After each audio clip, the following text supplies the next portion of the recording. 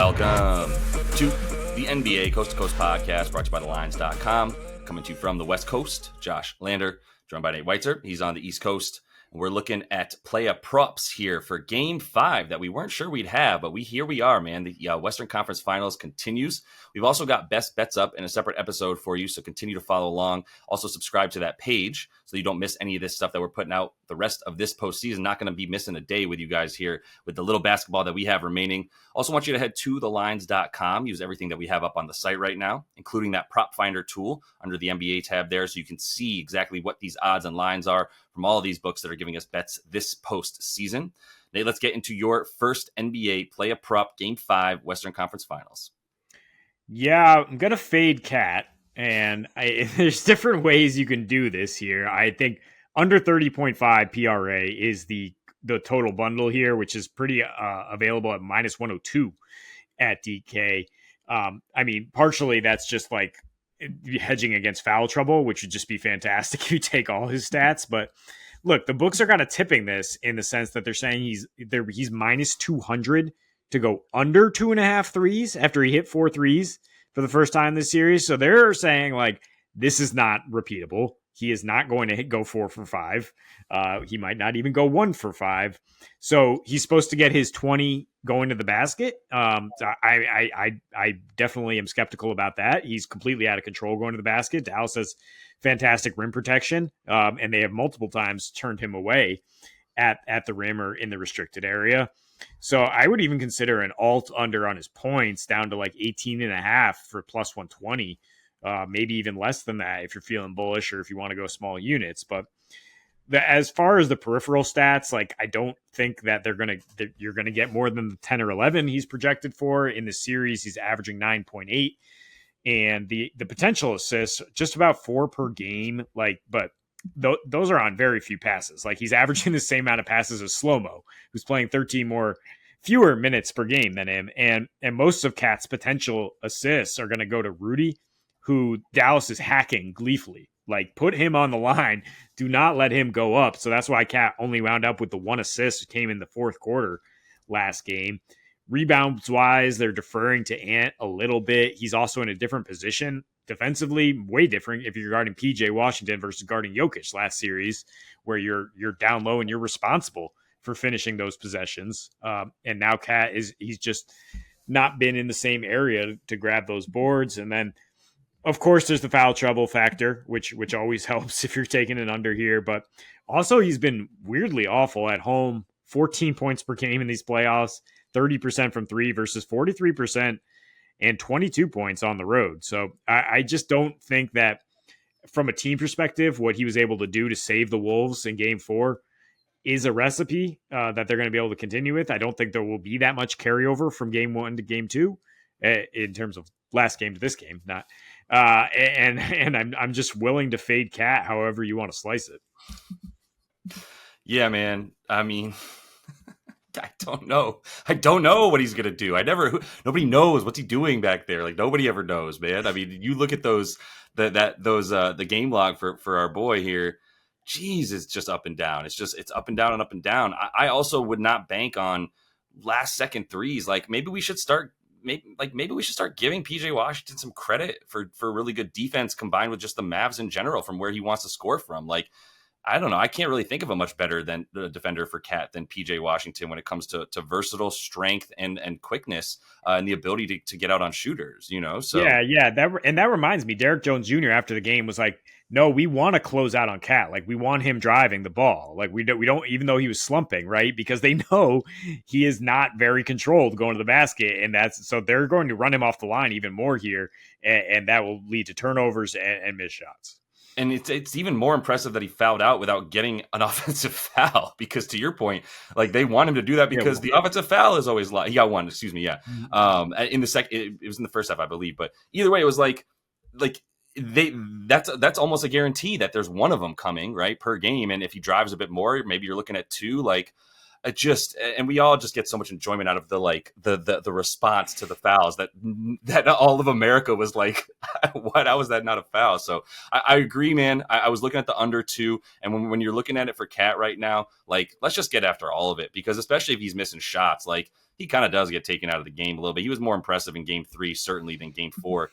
Even though he scored the points in game 4, it was like the overall effort seemed like it was way more there in game 3. And then he just popped a bunch of threes before he actually did officially foul out. So I'm going to put a little bit here on a Kyrie under. This is just it's similar. It's similar to Cat in certain ways, but more so the only way it's similar really is like he's also done the every other game almost, and he's had a few bad games in a row as well. And to be honest, this 31.5 PRA that I'm going under for Kyrie is really just like a big part of it is like Jaden McDaniels' defense on Kyrie should be way more impactful than it was on Luka Doncic, right? And what was interesting was like Kyrie got the switch with Rudy a couple times. Rudy played really well, and Kyrie might be better to shoot those threes, but Rudy was in his grill, man, and really got some help on defense as well once Kyrie did drive past him. But he took 6 shots where Rudy was the main defender on him, and it just doesn't seem like that switch is necessarily working too well for Kyrie specifically when he does get Rudy on him. It's been a lot bigger. I mean, Luka can still lean back and make that 3 over Rudy. Kyrie, he's given up like 6 inches to Luka alone, much less like the full foot that he's giving up almost to Rudy Gobert. So I don't think that's a good switch for him. Jaden McDaniels, same concept. I mentioned how freakishly like long his arms are, how basically just how much he's able to get into passing lanes and just bother Kyrie shot a ton. Plus Kyrie in the playoffs, man. I mean, he's been better at home in this postseason specifically. 25 a game at home, 20 per game on the road. There's a couple of spike games on the road that really help him so far in these playoffs, right? Where he did home, that did tend to help his home numbers look a little bit better. He's been similar in terms of his performances in both places in this postseason, but that's really it. Is like I don't think he can do all of it. I mean, if you want to take the under on the RA at 8.5 as well, I think that's just as good of a look, because if there's one thing that you can bank on, like if there's one thing you can't guarantee, it's that anybody can shut down Kyrie if he starts hitting shots and then has both the drive and the outside shot working. There are some things that he can just sort of overcome on offense in that sense. But still, with the rebounds and assists, like with Jaden McDaniels on him, first of all, Jaden McDaniels is wildly unimpressive himself when it comes to rebounding and assists. But I think that was in part in this last game, just a complete sellout on defense, where they were like, we don't care. If the ball dribbles to you off a missed shot, great, pick it up. But do not leave Kyrie, because he's also very susceptible. Like the Wolves would be very susceptible to offensive rebound kickouts to Kyrie if somebody decides to leave him. So I don't think Jaden McDaniels is being given a directive to even rebound, because if you watch him close out on Kyrie, he stays on Kyrie, and it's just like I can't lose you, even as a shot goes up anywhere, and is much less inclined to go for the rebound. So RA under for both those dudes, honestly, for JMD and Kyrie is both where I lean. I threw the points in because they didn't lower him at all. They're still at 23.5, and it feels like their books are giving Kyrie after such a poor shooting performance, and they still bump his prop up to 23.5. I think it was around 23.5, 22.5 last game, but that feels like you're just banking on closeout game Kyrie to come through, and that's not something that I feel as comfortable with. So I threw the points in there as well, under 31.5 for Kyrie in this one. Also keeping the units at about half a unit for this one. Yeah, I would fade the points before anything else, honestly, just because, he is less consistent, and because this was such an obvious adjustment. I believe after game 1, when we were doing the show, I was like, you know what? Ant's too tired chasing around Kyrie. Like, you should put McDaniels on him. You should put Ant on Luka. While Luka's a tough cover, like, it's much less exhausting to cover the dude. And sure enough, that's what they did, and they finally freaking won a game. They, again, 2 games too late, making adjustments in this series. But I'm not bitter about it. I didn't lose my futures bet here. So let's get a cash here on Ant Edwards over 3.5 turnovers, minus 110 on DK. And if you want something a bit juicier, if you want something that's a bit more positive, in the spirit of late May here, over 7.5 rebounds for Ant is plus money. And I think the rebounds are sustainable, whereas the assists that he spiked to lately are not as much so. But because he's guarding Luka more and then getting some possessions to kind of rest on Derek Jones when they can afford it, he's able to kind of crash from the weak side, or he's crashing off Luka when Luka doesn't actually initiate the action and Luka's at the 3-point line, because he's like, all right, Luka's not coming in behind me for an offensive rebound. So he's free to go in there, use that athleticism. He has more energy because of this switch to grab boards. You talked about how Gobert has just not been that great with his rebound success rate because of who he's tangling with. And Ant and Gobert have both the same amount of rebound chances, 17.5 the last 2 games. And Ant has a higher success rate. He's up to 15 per game this series versus only 9 per game against Denver based on that matchup. So I think the rebounds are where I would go if looking for a stat. I think his points are very high. I don't think that they're unattainable for Ant, but I do think the turnovers are a better bet because his usage has spiked to such a crazy degree, 38%. So many passes, so many times initiating the offense, and that's led to 5.5 turnovers in the last 2 here, 4 per game for the series. And it's the fact that he's turning down threes. And so then he's forcing himself to make these split decisions where he's inside the arc after a pump fake and either trying to go all the way to the rim. And he's like, wait, but Dallas is packing the paint. What do I do now? And then he's throwing these passes that are not necessarily on target at all. In fact, there was one that Reggie Miller was like, no, Ant, what are you doing? Because he threw it basically over Jaden McDaniels' head. And so his 9 assists have come on 10.5 potential assists. So he's not getting it there in a spot where guys can do something with it too often. And he's just being asked to play make too much. And he knows so much that he has to get to the rim to spark his team, to get this offense going because it's so stuck in the mud at times that's when he's going to hit some of these turnovers. Yeah, I love it. I do. I think the stuff with Ant is just wild, honestly. Like the not just though. I mean, every game there's been like a what? Where are you throwing? That's wild.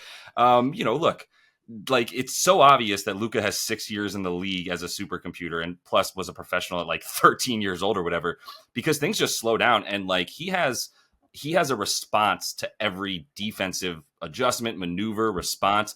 Ant's going to learn that. 2 years from now, you put Ant back in the playoffs, we're all going to be like, man, this kid is a super freak, right? And with Luka, we're already saying that, but like we also weren't saying that right off the bat with him. But now we're there. So it makes sense that it's like, all right, I'll still take under turnovers on Luka, and I'll continue to take over turnovers on Ant Edwards as well. He should just continue to have the ball a ton in his hands. And when he doesn't have it, segue, Mike Conley will have the ball in his hands. And so we're going back to the most reliable dude in this series. He's turning into, we were going to put him on the list of the Coast to Coast show, fan favorites here for sure, because Mike Conley just comes through, baby. Like I love to bet on him. I love to watch him really control this offense. Just seems like the most likable dude in the NBA. One teammate of the year again, but this bet is on him to get over 20.5 PRA as the love fest continues for Mike. He's only gone under in 1 game this series, and he's over in most of the game. Only missed 3 games this series, this postseason, where he went under 21 PRA. So I'm going to continue to go back to it. The only one he went under in this series was game 1. Took 6 shots, which I guess he was easing into it. There was some thought that like. Once again, there was some thought that maybe he was a bait for the series. Now I'm going back to him twice in a row because the old man proved me wrong, and at this point, like he's under on the turnovers is still a good bet, 1.5, like all of this stuff for him to just come out and perform. I think he'll be the one who's still under control. But the thing is too, man, like he's a very large part of the offense in general. He's not just like a floor orchestrator as also like he's a dude who takes pressure off of Ant by running that pick and roll with Rudy, which he's run. How many hundreds of thousands of times do we think they've run that pick and roll now between practice and the games since their days in Utah, right? Like this is something he knows well. This was a huge reason for picking up Rudy Gobert as well, is the way that Mike Conley unlocks him and he unlocks Mike Conley in a way with those incredible screen assists, right? Which thank God that's not an actual stat that we track. But since that first game, 24.3 PRA game for Mike, 11.5 field goal attempts, and he only took 9 in this last game. But he's shooting 53% because they're good looks, and he's not going to be receiving more attention than he has been. Like you can't afford to, especially the way if you leave Jaden McDaniels open, obviously. Plus, Luka's the one guarding Jaden McDaniels, and so whenever they run pick and roll on Luka's side of the floor, which another thing, man, great adjustment with Ant guarding Luka. Why are you not putting Luka into any kind of action on off? Why is Luka allowed to stand under the basket and just catch his breath for the entirety of every possession until the rebound just falls to him? Why, man? Like, I'm not a basketball coach, and I know that. So when they do run it, though, it's Mike Conley who's running stuff on the side, the pick and roll on the side of the floor that Luka's standing on. Well, that's great because Luka ain't going to come out and contest that three, and he's not going to be much of an opposition when you're going to the basket. So, like, yeah, I'm going to keep taking Mike, who actually has limited a little bit of those passes, still has a really high rebound chance percentage and potential assist turning into actual assists as well. So, like, regardless of the volume there, he's good. I still have him at like 3 rebounds, 5 assists. And now you're talking about him just continuing to get the points. And if you were going to take one of these props without the rebounds and assists in there, I would throw the points in. But there's been a few games in these playoffs, like more than a couple, where if you take the PRA, you're bailed out by this like really high rebound rate and the assists as well. So he could do all of it, but like I do like the points as the preferred bet. It's up to 11.5. If that's the only one you take, go there. I'm kind of banking on that 14 or so points from him, just allowing us to get like 7 RA and feeling really good about it. Yeah, it's 12.5 points if you want good odds, but the PRA, yeah, you found on FanDuel, you're basically getting an extra stat here. It's 21.5 most places, but FanDuel offering you 20 at pretty reasonable odds as well. So I do think, yeah, the points are what we're leaning on here as far as feeling comfortable that he's going over. Because everything we're talking about with Ant and not knowing how to process how the defense is playing you, like Mike Conley has that. And he's just like, if I could just show you, young man, and be in your body. But he's been able to kind of like walk in for easy buckets at times because he's like, oh, okay, Dallas expects me to pass out of this one. And he's just, that is why he's so essential to this series. I mean, they would not like to have him out there defensively because Kyrie is hunting him, etc. But he's just so essential to take some pressure off Ant, which we've been saying for a while. And that's why, in an elimination spot, got to take the vet here. Exactly. Yep. And I didn't even mention that, but now I did mention it last game when I took him for the PRA as well. If you look at him in elimination games, he's now played 5 with the Wolves, including dating back to last season. And it's 12.5 points per game, 4.5 boards, and 7 assists for the man. So yeah, we'll continue to feel like he's going to be the adult in the room and pull this thing together. Also, let's give Mike Conley some credit for his oppo hand floaters. We're all talking about Kyrie throwing up these lefties. Mike Conley's been throwing up righty floaters since he got to the league, and nobody's been talking about it. He's legit ambidextrous for what it's worth. I don't care. He dribbles with his left. Either way, no shade at Kyrie. We're going to look back on his career with a lot better perspective these days. But that is all the time we have for you in Play Up Props. Might not be the last video here for the Western Conference Finals, so we will be coming back to you as soon as we have Hoop again. Continue to follow along and subscribe to that page. Until we see you next, happy betting.